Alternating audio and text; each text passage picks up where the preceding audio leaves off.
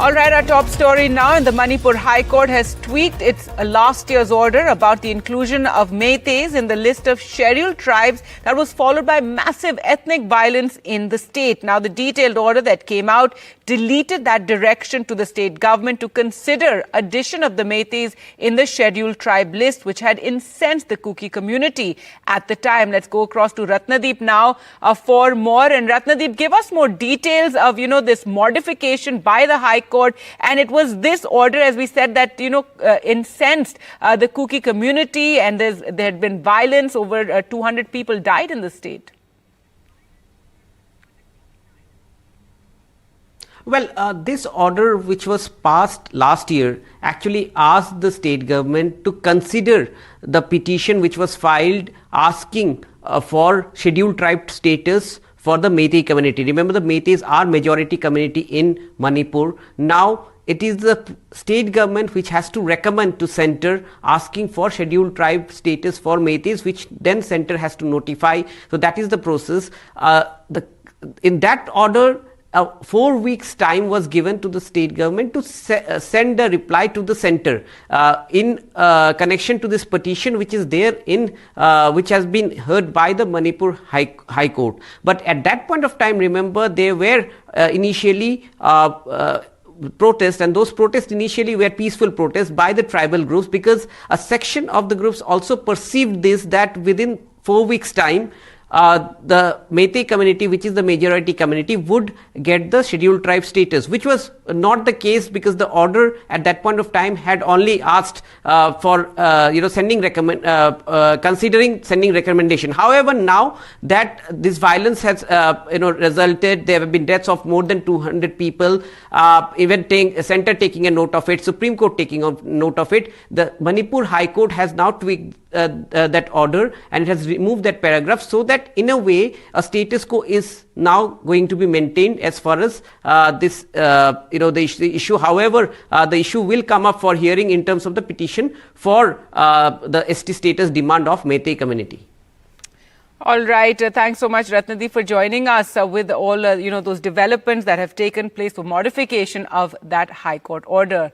Now, the big political story, and in another boost for the India bloc, the Congress and Aam Aadmi Party have struck a deal to divide Delhi's 7 Lok Sabha seats, according to sources. Now, this comes a day after the former agreed to a deal with the Samajwadi Party for Uttar Pradesh.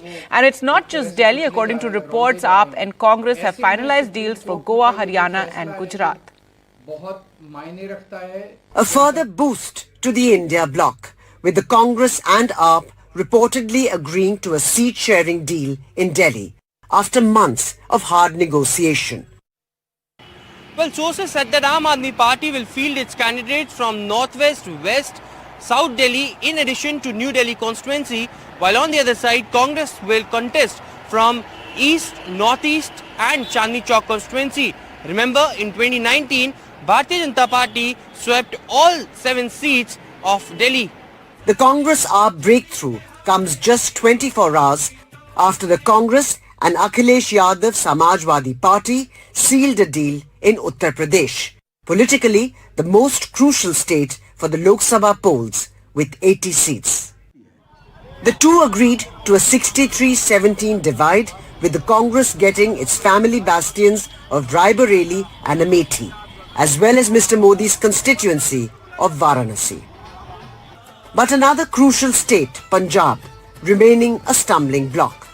Hopes of an agreement in that state, which the AAP won off the Congress in February 2022, were dashed, after Arvind Kejriwal last week said that his party would contest all 13 Lok Sabha seats. The Congress-AAP's inability to find common ground in Punjab has underlined tension within the India bloc, with smaller members unable to agree to seat-sharing deals with the Congress. Whether the Congress-AAP's Delhi alliance will help break the deadlock in Punjab is still not clear. With Congress and Aam Aadmi Party coming together for 2024 Lok Sabha polls, it is to be seen now that whether this alliance can defeat Modi-led NDA. With video journalist Stephen Anthony, this is Ashwarya Jain for NDTV. All right, a day after the Samajwadi Party and the Congress arrived at a seat-sharing deal for Uttar Pradesh, Akhilesh Yadav has finally agreed to join Rahul Gandhi's Bharat Jodo Nyaya Yatra this after days of uncertainty. जाएंगे, हम यात्रा में जाएंगे और उनका बहुत जल्दी विस्तृत कार्यक्रम आने वाला है। जो आगरा में कार्यक्रम होगा उसमें विस्तृत कार्यक्रम आने के बाद मैं शामिल होऊंगा। And staying with news of Samajwadi Party in Uttar Pradesh after that seat-sharing deal, the big question is how Akhilesh Yadav will now accommodate the smaller parties in the state which represent various backward communities and which had been the allies of the Samajwadi Party in the 2022 UP elections. A done deal between the Samajwadi Party and the Congress in Uttar Pradesh, but some headaches remain. A big one for the Samajwadi Party. How to accommodate the aspirations of smaller UP parties, which mostly provide representation to the numerically significant non-SC most backward castes, and had sided with Akhilesh before the 2022 state election. A case in point, Sanjay Chauhan, who heads the Janwadi Party Socialist and is a key element of the backward caste matrix of the Samajwadi Party. Mr. Chauhan claims a support base amongst the Nonia, Lonia and Lonia Chauhan communities in central and eastern Uttar Pradesh. Then there is the Apna Dal Kamerawadi, a breakaway faction from Union Minister Anupriya Patel's party that represents Patel Kurmis, a backward caste with presence across central and eastern UP. रही बात ये कि आगे गठबंधन में कौन रहेगा कौन नहीं रहेगा, तो इस पे तो माननीय अखिलेश यादव जी के पास ही पहले भी ये उनके पास अधिकार सुरक्षित थे कि कौन इस गठबंधन का हिस्सा होगा कौन नहीं होगा, और अभी भी मेरा ये मानना है कि अभी भी उन्हीं के पास ये अधिकार सुरक्षित हैं कि कौन आगे इसमें और ऐड ऑन होगा. And finally the Azad Samaj Party with a presence amongst the SC community in West UP, whose chief Chandrasekhar Ravan is likely to be accommodated by the Samajwadi Party. अरे वो हमारे यहाँ है, हम देखेंगे क्या करना है. नहीं, हमारी कोशिश होगी कि लोगों को साथ लाएं, वोट बढ़ाएं. अगर वोट 36% पहुंच गया है तो हमारी कोशिश होगी वोट और आगे पहुंच जाए. With 80 seats in Lok Sabha, Uttar Pradesh holds the largest chunk of Lok Sabha seats. Now, can BJP live up to its claim of winning all the 80 seats this time? Or can the India bloc with its equations make some dent to it? With camera person Virendra Kumar Saini, Tanish Punjabi for NDTV. All right, news now from Kerala, where Chief Minister Pinarayi Vijayan announced a gender audit will be conducted in workplaces in the state, and he said steps will then be taken to ensure equal pay for women on par with men. He also said jobs should be made more favourable for women. സ്ത്രീകൾക്ക് വിദ്യാഭ്യാസം നൽകുന്നതിൽ മാത്രമാണ് ഊന്നൽ നൽകിയിരുന്നത്. എന്നാൽ ഇനി മുതൽ തൊഴിൽ ശക്തിയിൽ പങ്കാളികളാകേണ്ടതിന്റെ ആവശ്യകത കൂടി ബോധ്യപ്പെടുത്തേണ്ടതുണ്ട്. തൊഴിലിടങ്ങൾ സ്ത്രീകൾക്ക് അനുകൂലമാക്കേണ്ടതുണ്ട്. അതിനായി ജോലിസ്ഥലങ്ങളിൽ ലിംഗ ഓഡിറ്റിംഗ് നടത്തുകയും തുല്യവേതനം ഉറപ്പുവരുത്തുകയും ചെയ്യും. കരിയർ മുന്നേറ്റത്തിനുള്ള വഴികളുണ്ടോ എന്നതും തുല്യ അവസരങ്ങളുണ്ടോ എന്നതും പരിശോധിക്കും. All right, let's go across to Uma Sudhir for more. And Uma, one hopes more chief ministers across the country, make such announcements. But give us more details of what the chief minister said. This was a face-to-face program that he was, holding with women. He also said that women need financial freedom. Yes, indeed. Undeniably, whether it is gender audit or equity at the workplace, equal pay for equal work, all those ideas or concepts are something that for which the time has certainly come. And when a political leader starts uttering it, we do realize that that is having resonance with the people as well. Just like you mentioned caste and community earlier as electoral groups, now women are also certainly an electoral group. In fact, 2019 was the first election where there are more number of women who are voting than the men itself, and that's the reason perhaps that every political party is looking at this. The Chief Minister of Kerala spoke about the fact that in Kerala, the National Survey for Higher Education says that there are more women in higher education in Kerala than elsewhere, but the same thing is not getting reflected in the workplace, and therefore he believes that there should be conditions in the workspace that make it favourable for women to come there, because like he explained, Kerala has been a leader not just in the gender indices as we all know, but also in terms of menstrual leave for college students. They also have a gender budget that he mentioned, speaking about the fact that since 1997, they have had a gender budget in the local bodies, and 21.6% in fact goes to the gender budget.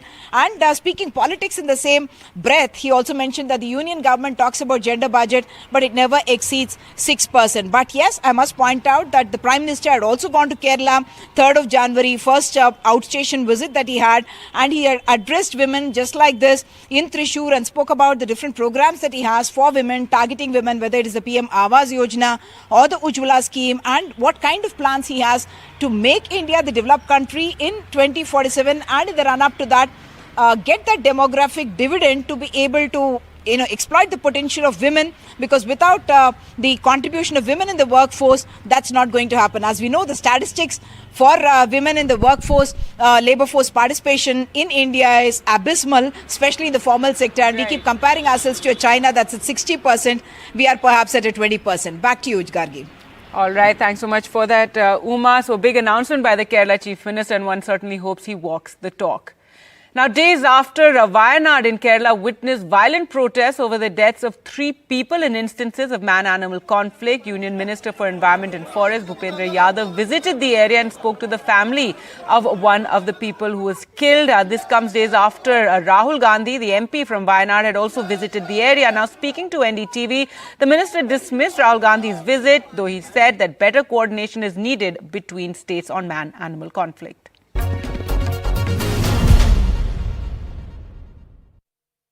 We have with us Union Minister Mr. Bhupendra Yadav. Sir, thank you so much for joining us. So you've come all the way from Delhi to Karnataka to Bandipur and then Wayanad. What was your general assessment of the elephant menace, sir?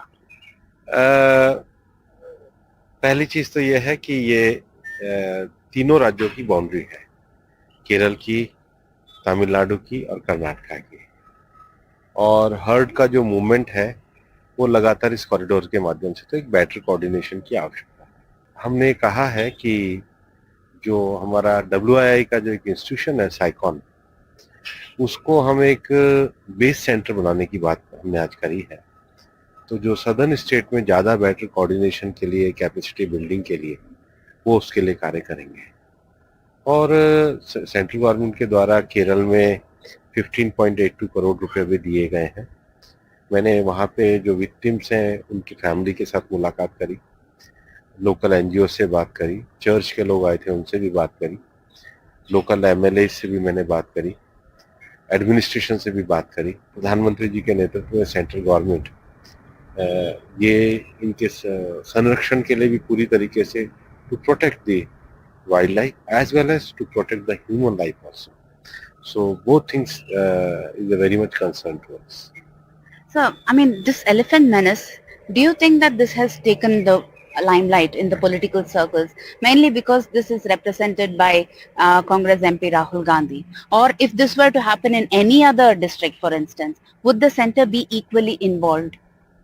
हाँ, सभी जगहों पे लगातार हम लोग involve रहते हैं, और बाकी जगह पे भी हम गए हैं, और मुझे तो मिले ही नहीं, तो रिप्रेजेंट कहाँ कर रहे हैं। खुद वायनाड के लोग ही कह रहे हैं कि वो तो वहाँ पे ज़्यादा रहते नहीं है। तो इसी कोई जो it's not matter of representation, it's matter of concern. 2 दिन पहले तो गवर्नर भी वहाँ गए थे। News now from Kashmir and the ski town of Gulmarg, where tragedy struck. 1 skier from Russia died after a massive avalanche hit the slopes. 7 skiers from Russia were hit by the avalanche. 6 were rescued after a search and rescue operation deployed by the army, including helicopters in the upper reaches. Let's go across to Nazir now for more. And Nazir, you know, we've just been talking about how Gulmarg had snow again and the skiing was picking up, but now this tragedy struck. After 3 days of heavy snowfall in Gulmarg, skiing resumed yesterday, and today there was a tragedy. There were 7 skiers from Russia. A woman skier died, unfortunately, while skiing because a massive avalanche hit them when they were going to an area which was declared as red zone, because there was already a avalanche warning. In fact, the Russian embassy in India has also issued a statement talking about the danger warning issued by the authorities, and they're saying they're in touch with the local authorities. Officials here say one, skier who was rescued is injured. He was given first aid treatment here at Gulmarg. Then he was shifted to a hospital in Srinagar. Authorities are saying they will take every precaution to ensure nothing goes wrong. But it's not first time when we have seen such an avalanche where skiers have become a casualty. It clearly shows where skiing is a fun, skiing is an adventure. There are also risks involved. So this was a bad day for this group of skiers, as here on the slopes of Gulmarg, where one skier, a female, has died. Here today, hundreds of players are in Gulmarg participating in the Khelo India Winter Games. They have come from across the country, celebrating actually that like a festival, like I think here in Gulmarg. All those players are safe according to officials. This incident has happened in the higher reaches of Gulmarg, and authorities are saying every precaution is being taken, and tomorrow slopes will be allowed only after proper examination by the experts. But it is a tragic news when a skier from Russia died while skiing here at Gulmarg because of the avalanche. All right, Nazir Masoodi there reporting from Gulmarg. Now, in a much-needed move aimed at easing exam pressure on students as well as changing the rote system of learning, the CBSE is considering open book exams for class 9 to class 12. This is where students will be allowed to carry textbooks in their classrooms during the exams. A pilot project is being planned for the end of the year.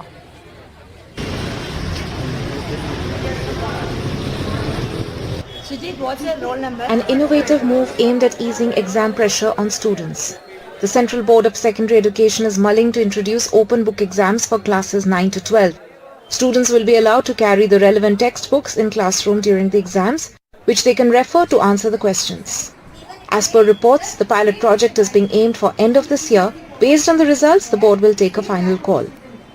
Experts believe this will have some positive impact like reducing stress on students and minimizing unfair practices like cheating. But they also say that due to lack of infrastructure, it will require at least 5 to 8 years to implement it. It will require 2 to 3 years of time frame to first train, tune, empower our paper setters, then implement it in a very limited subjects, not in all subjects, to begin with the class 9. See whether we can have that competency to arrange or organize such type of examinations. And then I think another 5 to 8 years time frame, we can implement it in class 10 and class 12 board exam. Parents also raise concerns that it might be limiting for children. यहाँ पर अधिकतर जो parents का ये मानना है, ये बच्चों की मेमोरी पावर को ये कमजोर करेगा.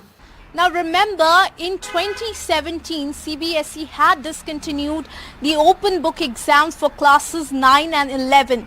Now, as per the sources, it was done due to the lack of training to the teachers as well as lack of uniformity, considering the large number of students and schools that come under CBSE as well as lack of competency. Now, certainly, with the concerns that the parents and the experts continue to raise, it will be certainly to watch as to how successful this pilot project of CBSE will be and what will be the decisions that will be taken thereafter. Now, this is Ishika Verma reporting for NDTV. Now, a special report. All too often, we can't look past physical, mental and other sorts of disabilities to focus on a person's capability. Samarth by Hyundai, in partnership with NDTV, is a movement for equal rights for people with disabilities. And part of the initiative's strong belief is that people's disabilities do not define what they can or cannot do. And embodying that is Geeta Salish, the founder of an organic food business who lost her eyesight when she was just a teenager.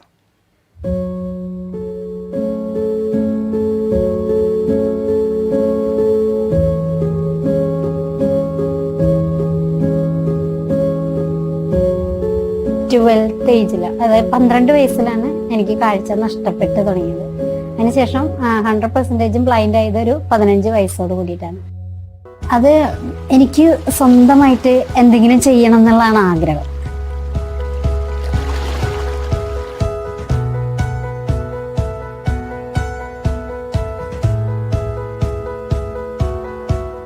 ജീവിതയാത്രയുടെ ആരംഭത്തിൽ ഒപ്പം കൂടിയുള്ള സലീഷേട്ടനും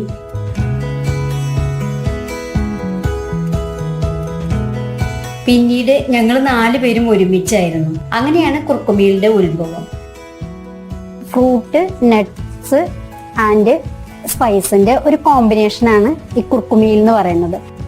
ഒരു 100 bottles start ചെയ്തിട്ട് ഇന്നിപ്പോൾ എനിക്കൊരു 10,000 bottles വരെ ചെയ്യാവുന്ന കപ്പാസിറ്റിയിൽ ഞാൻ എത്തിയിട്ടുണ്ട്. എൻ്റെ കണ്ണുകൾക്ക് ലോകത്തെ കാണാൻ സാധിച്ചില്ല, പക്ഷേ ഈ പ്രോഡക്റ്റിലൂടെ ലോകം എന്നെ കാണണം.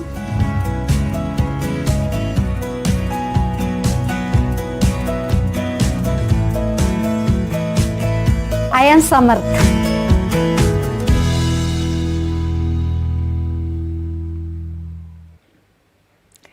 And finally, we leave you with a video by cricketing legend Sachin Tendulkar, a video he shared of his visit to Kashmir, which showed him enjoying a game of cricket with locals, and he titled the video Cricket and Kashmir, a match made in heaven. Enjoy this. Goodbye. हम खेले चलो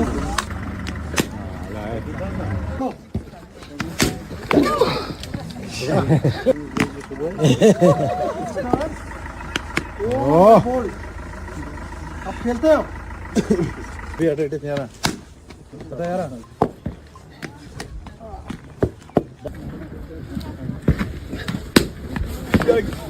चलो last ball ये out करना पड़ेगा.